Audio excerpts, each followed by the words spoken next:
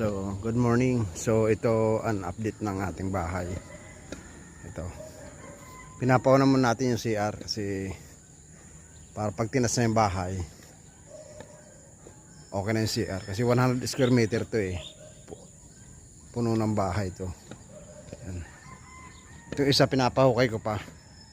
Si CR din yan. Para dalawang CR kabilaan. Ito update natin. Ito patambak na nga ako. Kala yan. Antas kasi tatambakin dito eh. Lagpas tao. So, yan. So, medyo marami-rami. Siguro mga 50 trucks yung kailangan itambak dito eh. So, yan. Ito pala ang update nya. Pero may Poso Negro na yan. Kailangan lang tapusin. Tapos tambakan ulit. Kasi malaki to.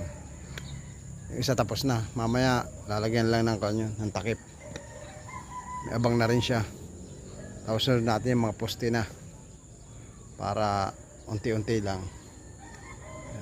Yan din yung tanim ko. Sili tsaka okra. Yung sa kahapon hinukay yung kahapon. Di rin natapos.